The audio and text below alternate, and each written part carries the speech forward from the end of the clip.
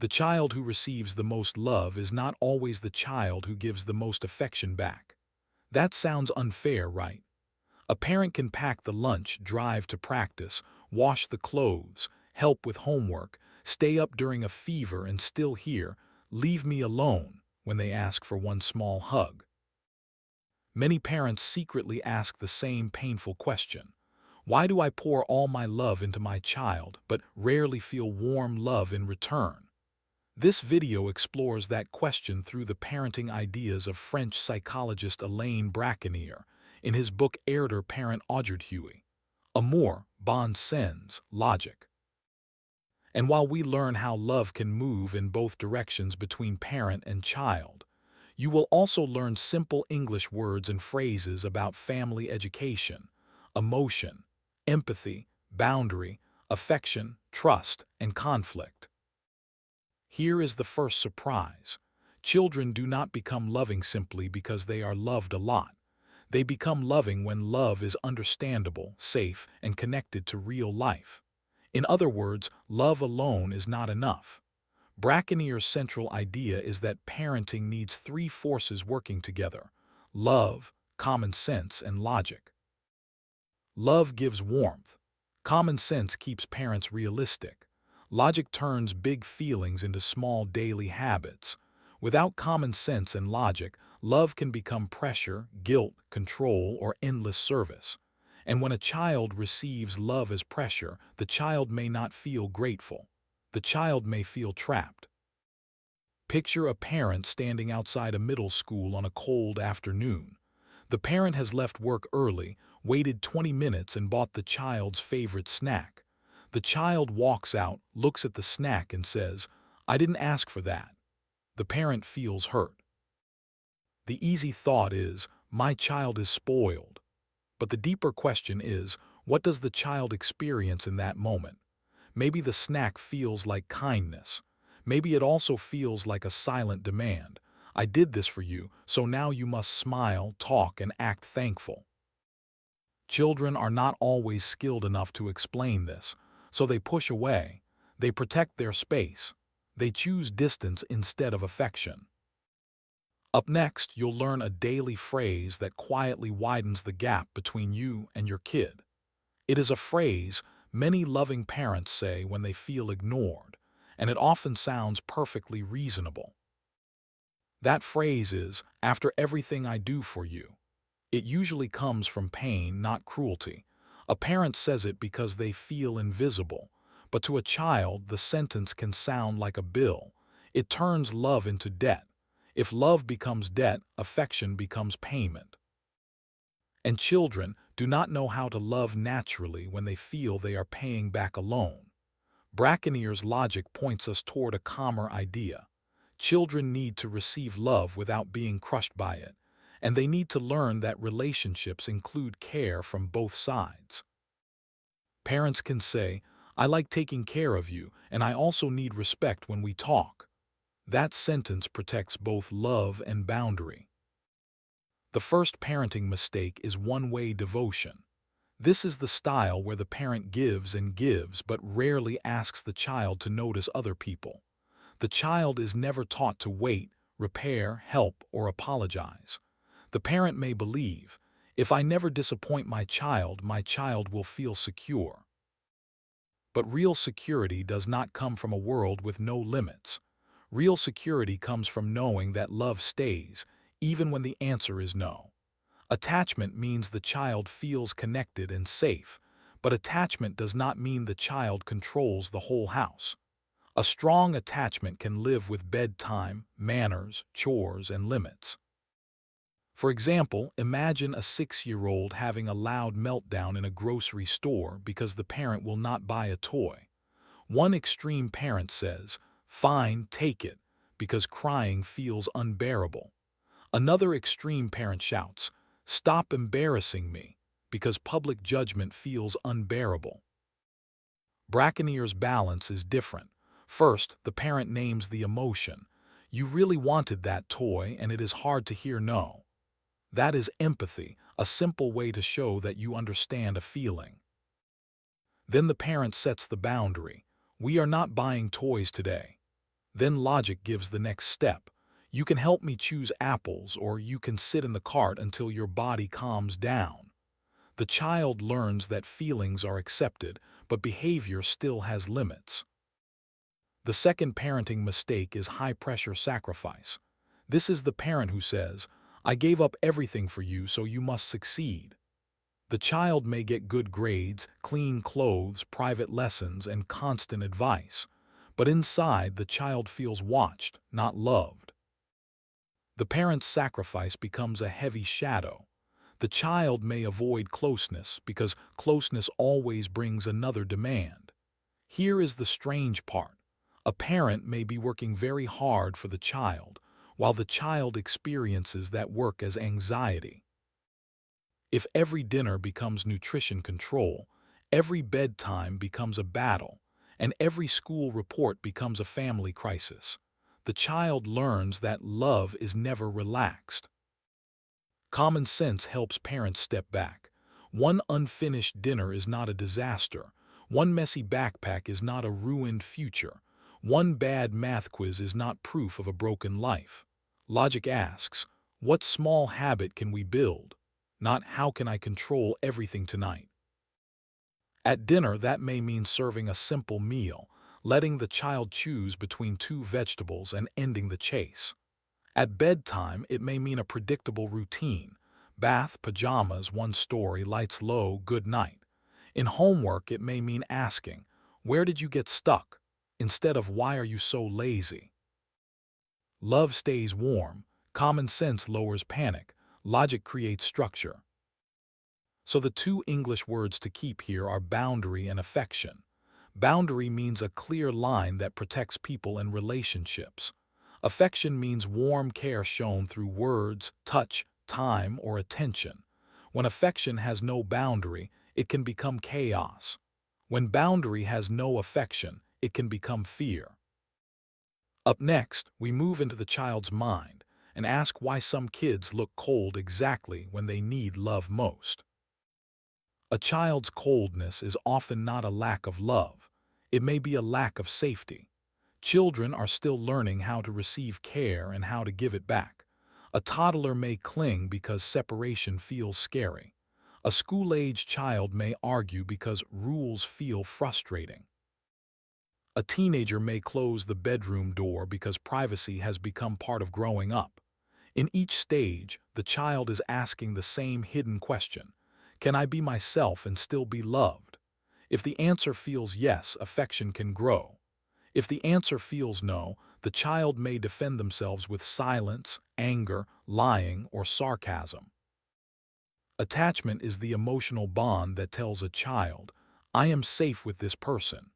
But safety does not mean the child always feels happy. A child can feel safe while crying. A child can feel safe while hearing no. A child can feel safe while being corrected. What matters is whether the parent stays steady. If the parent's love disappears whenever the child fails, the child becomes anxious. If the parent has no rules at all, the child becomes confused. Children need both arms of parenting. One arm says, "I am here," and the other says, "This is the way." Think about lying. Many parents panic when a child lies. They imagine a future criminal, a broken moral system, a terrible character. But children may lie for many reasons. A young child may confuse imagination and reality. An older child may lie to avoid shame. A teenager may lie to protect privacy or escape control. This does not mean lying is fine. It means the parent should ask what the lie is doing. Is it hiding fear? Is it asking for freedom? Is it covering a mistake? Here's what you can try. I think there is more to the story. I am not here to trap you. I need the truth so we can solve the real problem. This keeps trust alive while still teaching honesty. The same idea applies to school trouble. When a child refuses homework, many adults see laziness. But Braconnier's psychological view invites us to look wider. Maybe the child has a learning difficulty. Maybe a teacher's harsh words have damaged confidence. Maybe school has become a place of repeated failure. Maybe the child is fighting the parent, not the worksheet. A child who feels stupid will not suddenly become motivated because someone shouts louder. A child learns better when the mind feels safe enough to try. In other words, encouragement is not soft decoration. It is fuel for effort. Up next, you'll learn why a child's rebellion can be a sign of growth, not just disrespect. This does not mean parents should accept rude behavior. It means we need to read the message before choosing the method. Growing up includes separation. A child who once reached for your hand may later say, "I can do it myself." A teenager who once told you every detail may now answer with one word. This can hurt. Parents may feel rejected. But part of maturity is the child's movement from dependence to independence. The mistake is turning every sign of independence into a power struggle. If the only question is, who wins, the relationship loses. A better question is, which part belongs to the child and which part still needs a parent's guidance?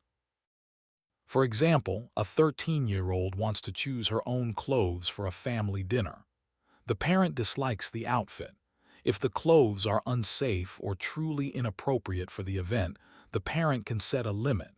But if the issue is only taste, the parent can step back. Stepping back is not giving up authority. It is showing flexible love. The child learns, my parent has values, but my parent does not need to control every detail of my identity. That is how trust grows. Trust is the quiet belief that another person will not use power to crush you. This is also why parents should avoid global labels. You always make everything hard. You never listen. You are selfish. These sentences may come out in conflict, but they attack the child's image of themselves. A child who hears always and never stops looking for a way to improve. More useful language is specific and repairable. You left your plate on the table, please bring it to the sink. You interrupted me, wait until I finish, then I will listen. You used a hurtful tone, try again with a calmer voice. The goal is not to win the fight. The goal is to teach the next behavior. So the two words to keep here are trust and conflict. Trust means feeling safe enough to be honest and close.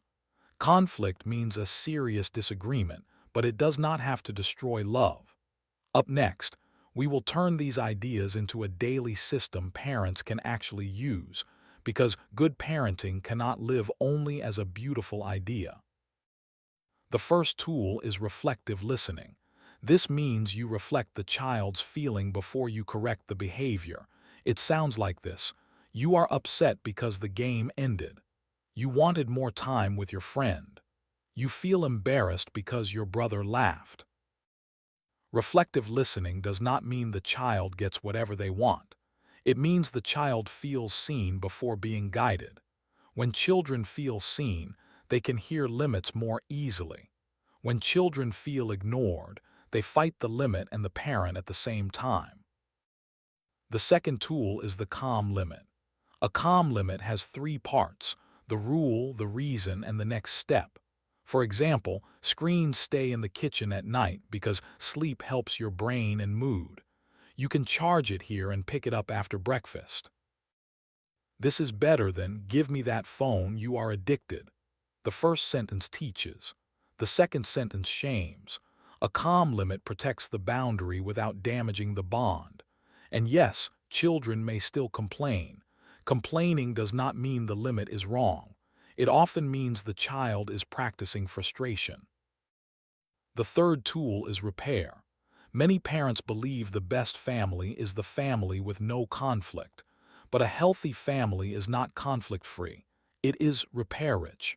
Repair means returning after tension and rebuilding connection. A parent can say, "I raised my voice earlier. I was frustrated, but I should not have scared you. The rule still matters and I want us to talk again." This kind of sentence is powerful because it models maturity. The parent does not become weak by apologizing. The parent becomes trustworthy. Children learn how to repair by watching adults repair. The fourth tool is responsibility through small tasks. Children do not become caring people only by being told to care. They become caring by doing small acts that matter. A 4-year-old can put napkins on the table. An 8-year-old can feed the dog. A 10-year-old can help pack a picnic. A teenager can plan one simple family meal. The point is not free labor. The point is belonging. When a child contributes, the child feels, I am needed here. That feeling can turn affection into action. A child who helps is more likely to notice when someone else is tired. Up next, you'll learn a small question that can build confidence without fake praise. It is much better than saying, "You are amazing," 20 times a day. The question is, how did you do that? When a child solves a problem, handles fear, makes a kind choice, or finishes a difficult task, ask them to explain their success. How did you calm yourself before the spelling test? How did you remember your cleats today? How did you help your friend feel better? This question helps the child see their own method. Confidence grows when children understand what they did right. Empty praise can feel sweet for a second, but clear praise builds memory. Say, you kept trying even when the puzzle was hard. Not only, good job. This matters because confidence and responsibility feed each other. A child who is trusted with real tasks feels capable. A capable child can handle more responsibility, but parents must allow small mistakes. If a child forgets a library book, the world does not end. If a child spends too long on a game after promising 20 minutes, the answer is not humiliation. The answer is review. What made it hard to stop? What plan can help tomorrow? Logic asks the child to think. Shame asks the child to hide. Over time, thinking creates self-control. Parents also need to teach courtesy. Good manners are not old-fashioned decoration. They are social tools. A child who says please, waits a turn, knocks before entering, and learns not to insult people is not being trained to be fake. The child is learning that other people have feelings and space. This is where empathy becomes daily behavior. Empathy is not only saying, I understand. It is also lowering your voice when someone is tired, saying sorry when you hurt someone, and noticing when a parent needs a quiet minute. The fifth tool is family language. Families repeat certain sentences so often that those sentences become the emotional weather of the home. Some homes repeat, hurry up. What is wrong with you? You never think. Other homes practice different language. Try again. Use a respectful voice. We can solve this. Everyone helps. These are not magic words, of course, but repeated language creates repeated expectations. A child slowly learns what kind of person they are expected to become. So the two words to keep here are empathy and responsibility. Empathy means understanding another person's feelings. Responsibility means taking care of something that belongs to you or depends on you. Up next, we will talk about the part many parents forget. Children learn love by watching how adults live, not only by hearing what adults say. Parents often think their main job is to shape the child. Braconnier's view is more modest and more freeing. A parent cannot fully design a child. A child is not a wooden chair you build with tools. A child is more like a living plant. You can give light, soil, water, and protection. You cannot pull the plant taller by force. This means parents need to stop carrying impossible guilt. There are no perfect parents. Trying to be perfect can make the family tense. A good enough parent who keeps learning, repairing, and staying present may give the child something more useful than perfection, a realistic model of adulthood. This is important because children watch whether adulthood looks worth entering. If parents are always exhausted, resentful, and self-erasing, children may wonder, why would I want to grow up? If love in the home looks like constant sacrifice, children may avoid love. If marriage looks only like cold silence or daily war, children may fear commitment. But if adults show work, rest, friendship, humor, limits, and recovery, children see a fuller picture.